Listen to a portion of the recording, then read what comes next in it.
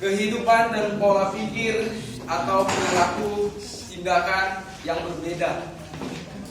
Boleh sekali lagi diulangi? Kehidupan dan pola pikir, perilaku atau tindakan yang berubah. Amin.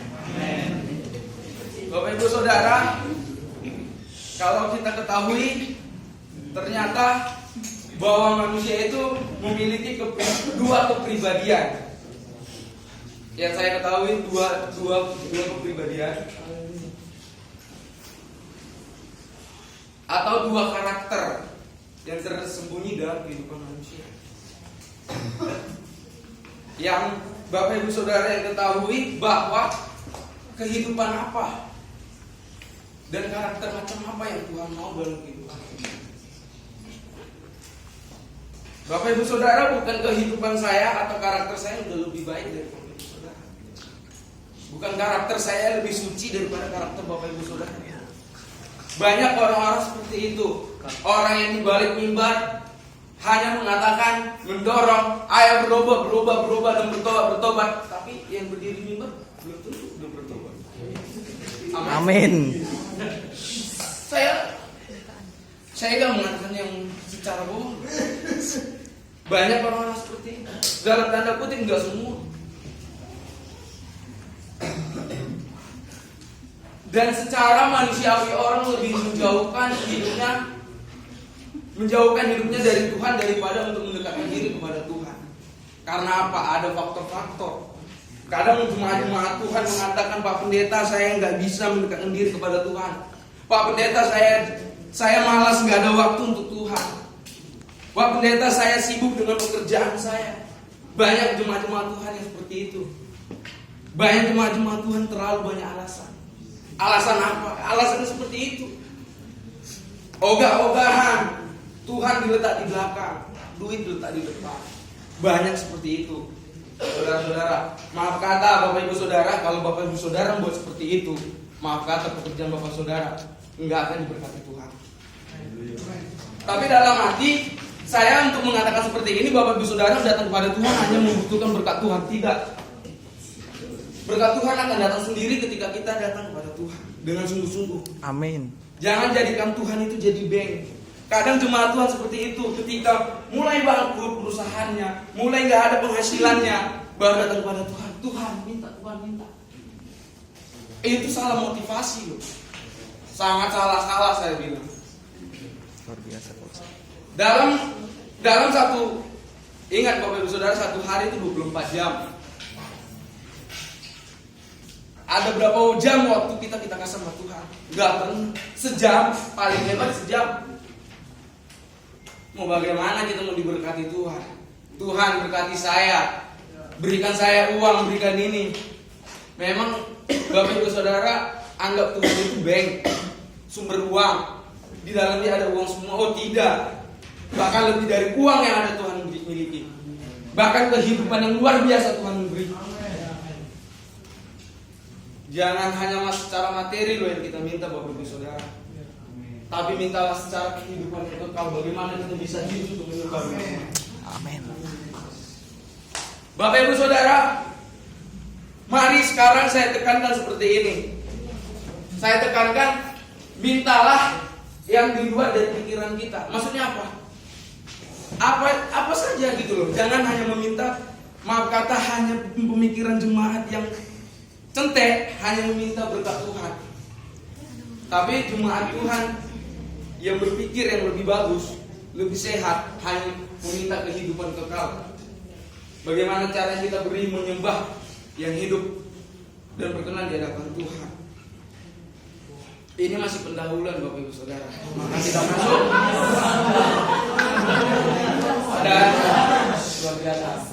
Dan satu yang saya tekankan Bapak Ibu Saudara, kenapa saya mendapatkan judul seperti ini? Kadang pemikiran dan karakter setiap jemaat Tuhan tidak mau berubah. Justru dari situ saya tekankan, saya tidak menteror Bapak Ibu Saudara. Saya nggak harus begini-begini. Cuma saya menganjurkan Bapak Ibu Saudara harus bisa berbalik arah atau metanoia. Amin. Cara berbalik arah itu begini loh.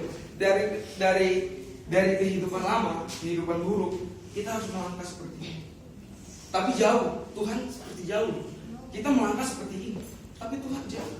Justru itu melangkah sangat jauh melangkah. Bagaimana cara kita bisa melangkah? Kita bermutar balik itu nggak gampang. Memutar telapak tangan dari kita ke bukit itu nggak gampang. Perlu usaha dan tenaga. Usaha kita apa? Berbalik arah. Tenaga kita apa? Memberikan yang terbaik buat Tuhan. Amin. Kita buka Alkitab kita di dalam Efesus pasal yang keempat.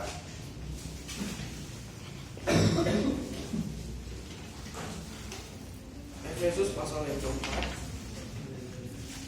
ayat yang ke-17.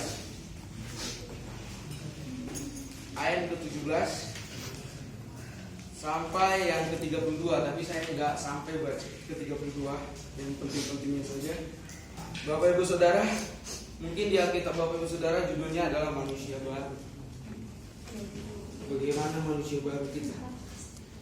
Jelas di sini Paulus menekankan buat jemaat Efesus supaya tidak hidup lagi dalam yang hidup tidak mengenal Tuhan. Kenapa alasan Paulus untuk memberikan ini kepada jemaat di Efesus? Karena bahwa Yesus sendiri telah menyelamatkan Bapak Ibu Saudara.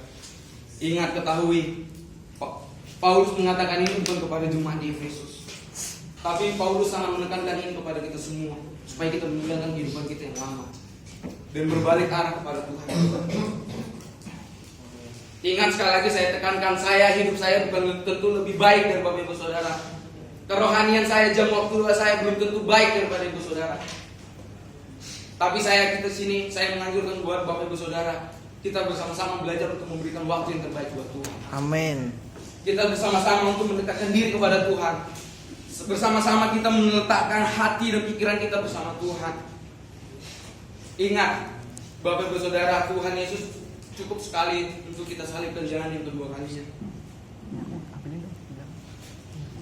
Bagaimana kita harus bisa? Kenapa Paulus itu menekankan kepada jemaat Efesus, hei, engkau harus berubah, engkau harus berbalik arah dan datanglah kepada Tuhan. Supaya apa? Misi Tuhan tercapai, untuk menyembah dalam roh dan kebenaran. Berbeda dengan kehidupan orang-orang yang tidak percaya kepada Tuhan. Yaitu yang terdapat Efesus 4 ayat 17 sampai yang ke-19. Bahkan Efesus 4 ayat ke-25 lebih menekankan bahwa manusia baru harus menjauhi dusta dengan berkata jujur. Bagaimana? Orang-orang berdusta itu harus lebih meningkatkan perkataan-perkataan jujur. Bapak Ibu Saudara, manusia baru itu yang ditekankan pasal 4 ayat yang ke-26. Jangan membiarkan iblis yang lebih menguasai kehidupan kita, kedagingan kita, sampai untuk menghancurkan hubungan kita kepada Tuhan. Wow, luar biasa. Ingat ketika Tuhan Yesus berdoa, bukankah iblis yang mengacaukan? Bukankah iblis yang mulai mengatakan, jika engkau anak Allah, jatuhkanlah dirimu. Sedangkan Tuhan kita coba ya, apalagi kita. Justru dari situ bagaimana kita menguatkan diri kita dengan meminta pertolongan Tuhan. Ingat Bapak Ibu Saudara, beri waktu yang terbaik buat Tuhan. Saya ingin bertanya buat Bapak Ibu Saudara, apakah Bapak Ibu Saudara sudah memberikan waktu buat Tuhan? Udah ada yang memberikan waktu yang lebih dari untuk yang Tuhan minta? Jarang. Enggak pernah Bapak. Amin. Amin. Amin. Karena justru dari sekarang, ketika Bapak Ibu Saudara pulang dari sini, mulai tutup pintu kamar, kita berlutut minta kepada Tuhan, Tuhan ampuni saya. Ketika saya melanggar, melakukan apa yang di luar dari kehendak Tuhan. Amin. Haleluya. Bahkan Bapak Ibu Saudara, dalam kitab Efesus ini ada dua penekanan ternyata. Ada orang yang di luar Kristus dan ada orang yang di dalam Kristus. Orang yang di luar Kristus adalah orang yang tidak dapat mengenal Tuhan secara pribadi. Bahkan orang yang di luar Kristus adalah orang yang telah jauh dari Sang Penciptanya sendiri. Dan orang yang di luar Kristus akan lebih tunduk dengan hawa nafsunya sendiri demi kenikmatan sesaat atau seni. Itu yang di luar Kristus, saudara. Saya nggak menghakimi ketika kita mulai tinggi nafsu kita, mulai kita bertanya, siapa yang ada dalam diri saya. Terkadang Bapak Ibu Saudara, maaf kata orang kaum bapak yang udah berkeluarga melihat cewek montok aja, maaf kata yang melihat cewek montok dan seksi.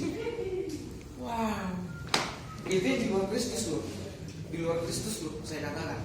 Tapi kalau orang yang di dalam Kristus adalah orang yang jauh dari perbuatan dosa, dan orang yang hidup dalam Kristus adalah orang yang telah ditebus dari dosa dan menjadi anak-anak Allah. Itu misi Tuhan. Misi Allah, kenapa Allah Tuhan Yesus anaknya disalibkan? Untuk apa? Menebus dosa Bapak Ibu dan Saudara. Jadi jangan khawatir Bapak Ibu Saudara. Ketika Bapak Ibu Saudara mengatakan saya gak punya waktu buat Tuhan, saya sibuk, saya lebih baik saya memberikan waktu buat pekerjaan saya. Stop, saya katakan berhenti untuk mengatakan seperti itu. Karena Tuhan mau. Kenapa Allah menciptakan manusia hanya untuk menyembah dalam roh dan kebenaran. Amin. Maka dari itu saudara, kita harus bisalah baru dan Roh Kudus yang menolong. Jadi hendaklah kiranya kita berdoa agar Roh Kudus yang selalu mengubahkan kita. Biar Roh Kudus yang setelah kita sudah berubah, sudah berbalik arah kepada Tuhan, biarlah Roh Kudus yang mengajarkan kita tetap hidup dalam kebenaran, jauhkan dari hidup-hidup yang aman. Penekanan terakhir ingat, Anda harus dari tempat yang lama harus bisa melangkah ke tempat yang baru. Apa itu? Dalam tanda kutip, Anda harus hidup baru. Amin. Amin. Amin. Amin. Amin. Amin. Amin.